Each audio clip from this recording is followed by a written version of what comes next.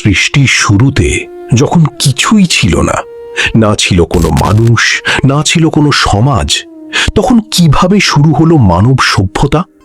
হিন্দু পুরাণ এবং শ্রীমদ্ ভাগবতের বর্ণনা অনুযায়ী আমরা সবাই এক দম্পতির বংশধর।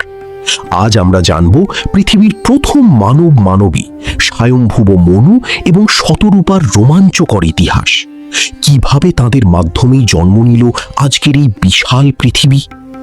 মহাবিশ্ব সৃষ্টির প্রয়োজনে পরমপিতা ব্রহ্মা যখন ধ্যানমগ্ন ছিলেন, তখন তার দিব্য শরীর থেকে দুটি রূপ প্রকট হলো।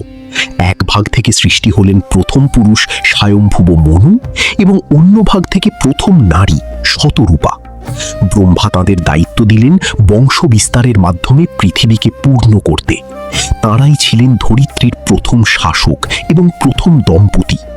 এই মনু শব্দ থেকেই পরবর্তীতে মনুষ্য বা মানুষ শব্দের উৎপত্তি হয়েছে।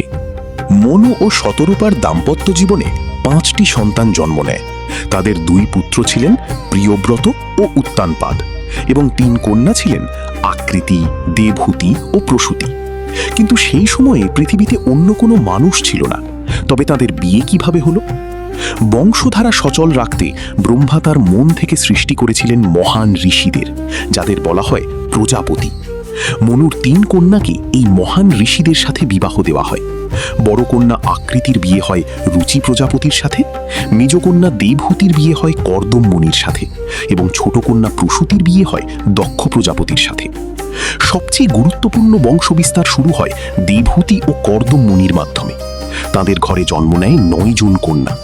এই 9 কন্যার বিয়ে হয় ব্রহ্মার 9 জন মানস পুত্রের সাথে, যারা ছিলেন অত্রি, বশিষ্ঠ, মরীচি এবং ভৃগুর মতো শক্তিশালী ঋষি।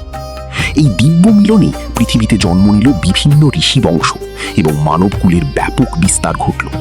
এমনকি দেবহূতির গর্ভেই স্বয়ং ভগবান বিষ্ণু কপিল দেব রূপে অবতার গ্রহণ করেছিলেন। দীর্ঘ কোটি কোটি বছর পৃথিবী শাসনের পর মনু ও শতরূপা তাদের রাজত্ব পুত্রদের হাতে তুলে দিয়ে আধ্যাত্মিক শান্তির খোঁজে বের হন। তারা গোমতী নদীর তীরে নৈমিষারণ্যে গিয়ে কঠোর তপস্যা শুরু করেন। টানা 23,000 বছর তারা শুধু বায়ু ভক্ষণ করে ঈশ্বরের আরাধনা করেন।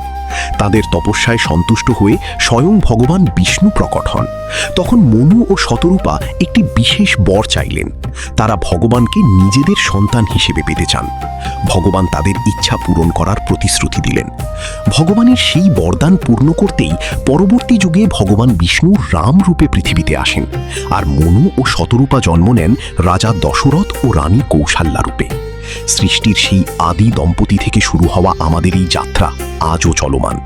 আমাদের অস্তিত্বের মূলে থাকা এই পবিত্র কাহিনী আমাদের শেখায় কিভাবে শৃঙ্খলা আর ধর্মের মাধ্যমে মানব সভ্যতার ভিত্তি স্থাপিত হয়েছিল। ভিডিওটি ভালো লাগলে লাইক দিন এবং আমাদের শিকড় সম্পর্কে আপনার মতামত কমেন্টে জানান। সাবস্ক্রাইব করতে ভুলবেন না।